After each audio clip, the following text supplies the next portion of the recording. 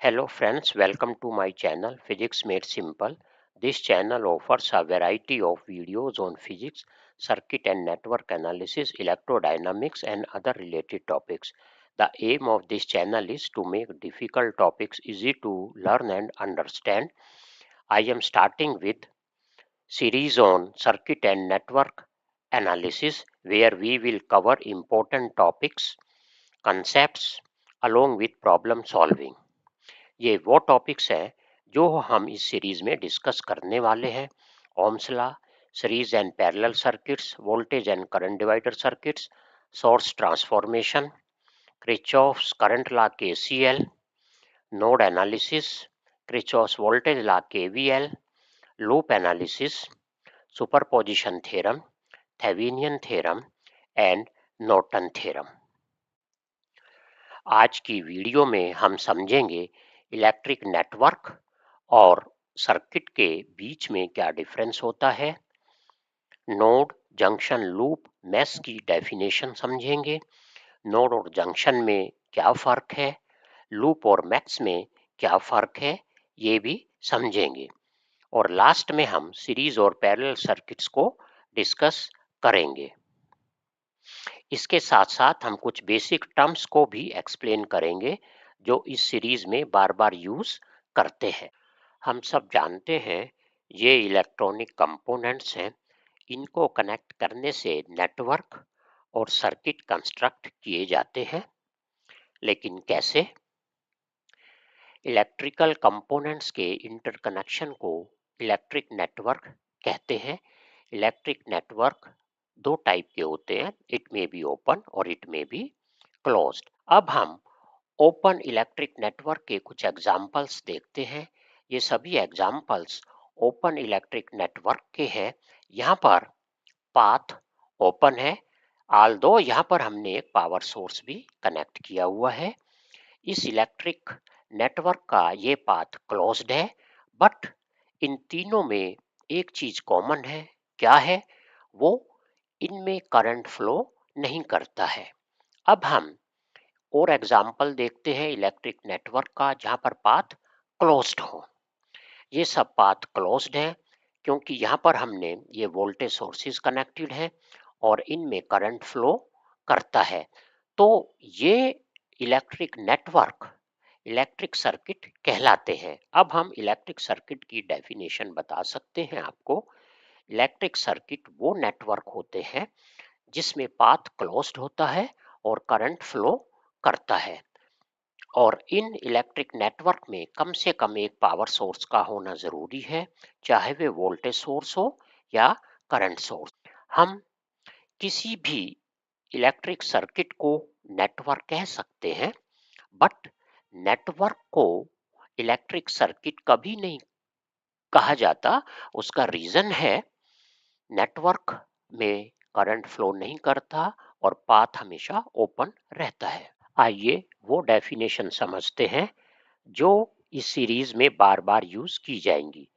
ये एक सर्किट है और इस सर्किट में यहाँ पर एक वोल्टेज सोर्स और कुछ रेसिस्टर्स कनेक्टेड है। इनको हम सर्किट एलिमेंट भी कहते हैं। इस पॉइंट के ऊपर दो सर्किट एलिमेंट कनेक्टेड है।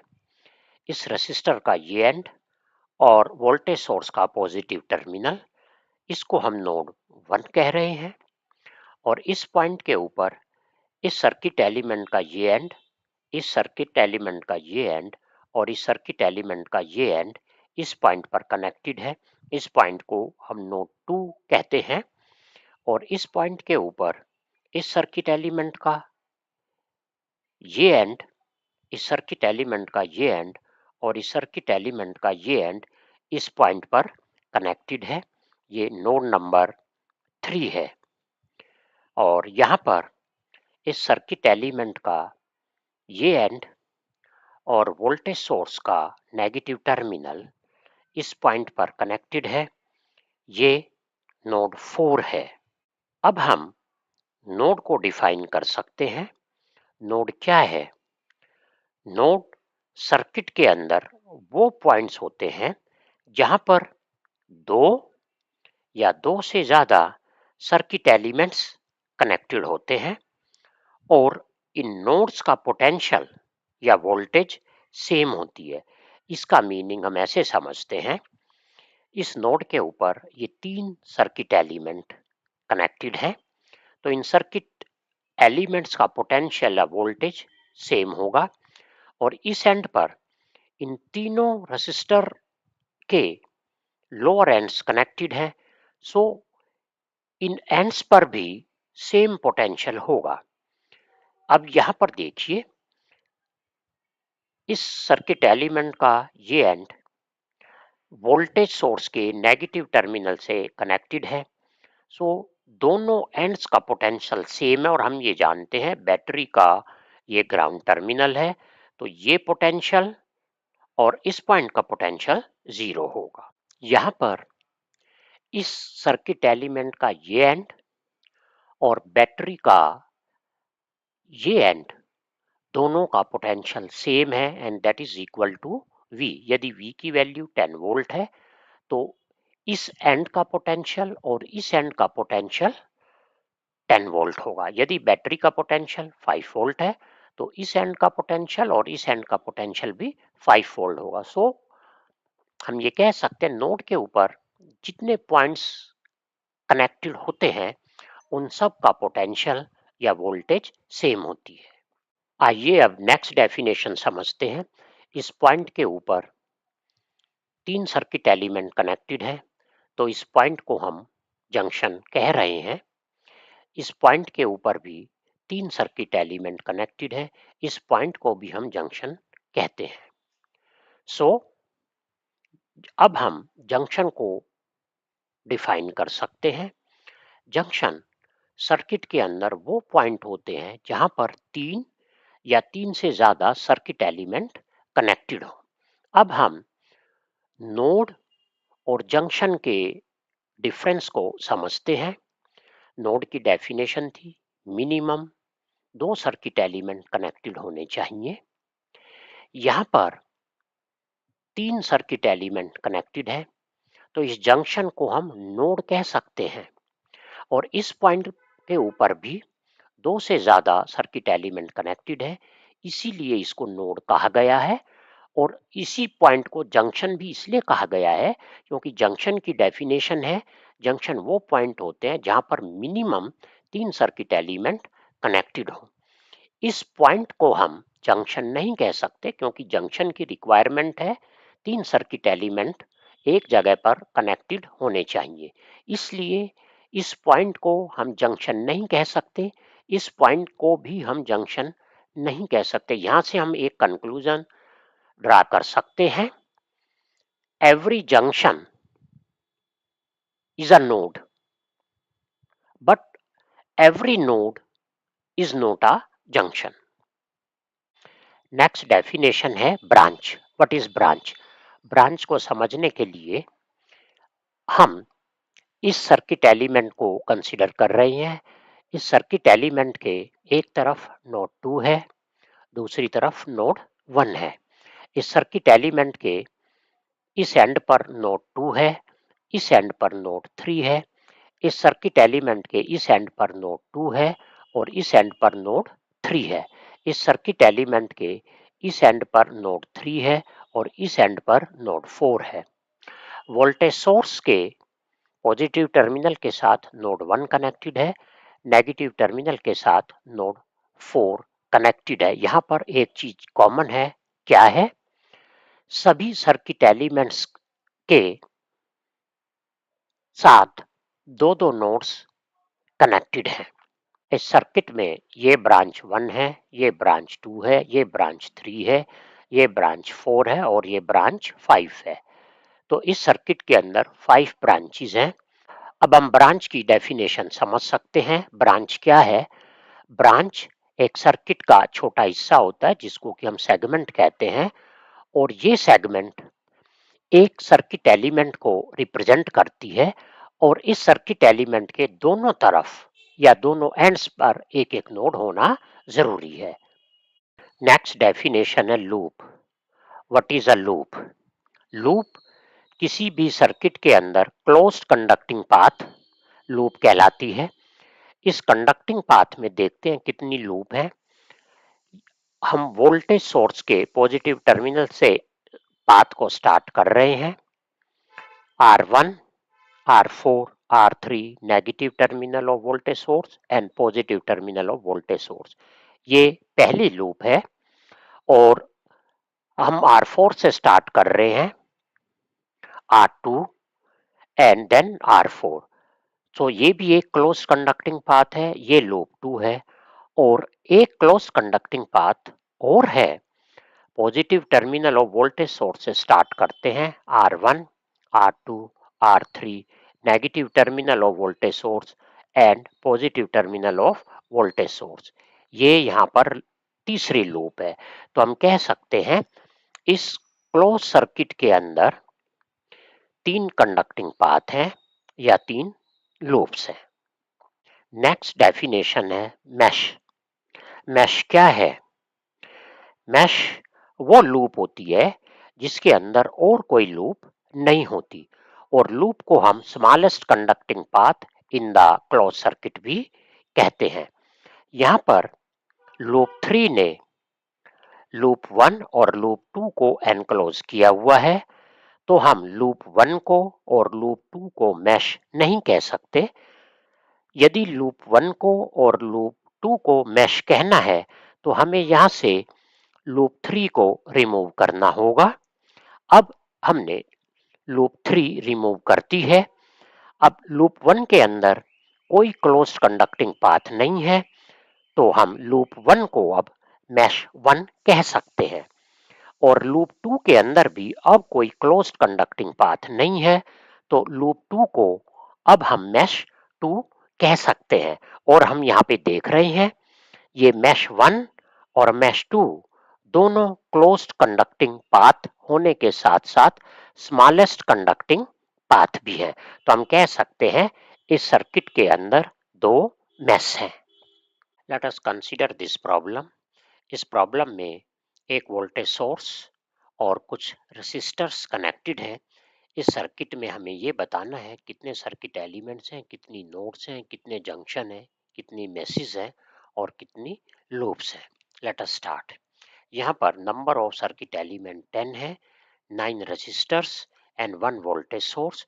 This is 1, R1, R2, R3, R4, R5, R6, R7, R8, R9 and this is the last, the voltage source. अब नोड्स को काउंट करते हैं। यहाँ पर नंबर ऑफ नोड्स 8 है, देखते हैं कौन कौन सी। This is node A, B, C, D, E, F, G and H. These are 8 nodes.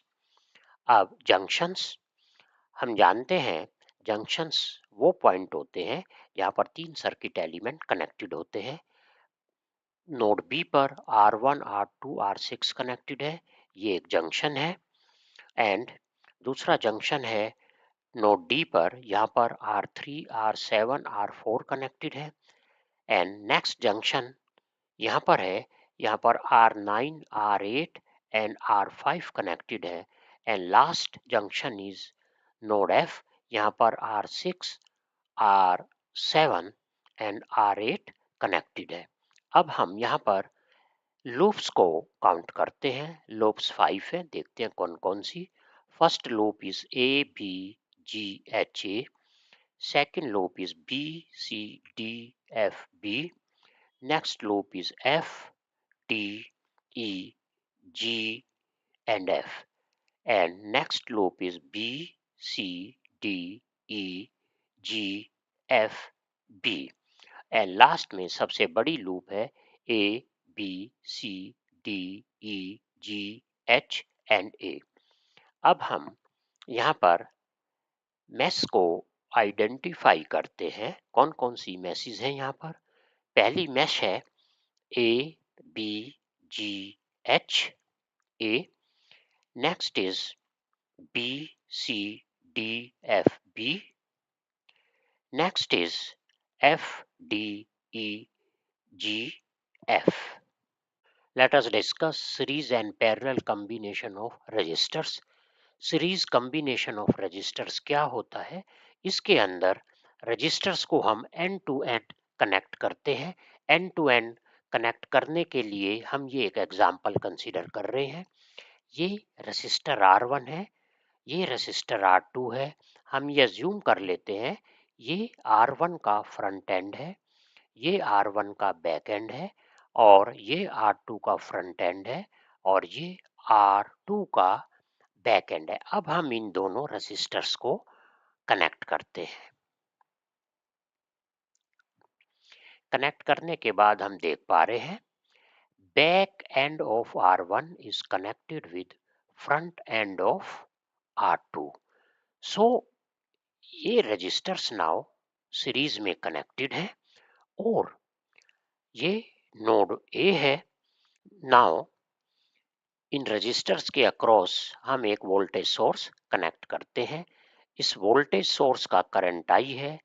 Same current I will flow through resistor R1 and R2 और इस क्लोज सर्किट में करंट I की वैल्यू चेंज नहीं होती। अब हम इस circuit का टोटल रेजिस्टेंस की एक्सप्रेशन देखते हैं। Total resistance is given by sum of the resistances of all the resistors connected in this series. Parallel combination में वन एंड जिसको कि हमने अज्यूम किया था front end of each resistor is connected to the same point और उस same point का नाम नोड है। The other end of resistor back end ये भी हमने अज्यूम किया था is also connected to another same point and that point is also node. Let us see in this diagram.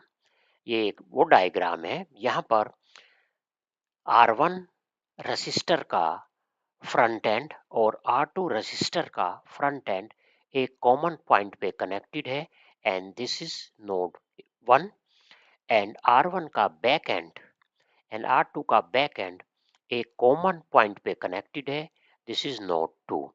और जब हम इसके अक्रॉस एक वोल्टेज सोर्स लगाते हैं, इस वोल्टेज सोर्स का करंट I है। This current I is divided into two parts and magnitude of I1 depend करता है R1 के वैल्यू के ऊपर एंड I2 का मैग्नीट्यूड डिपेंड करता है रेसिस्टर R2 के रेजिस्टेंस के ऊपर।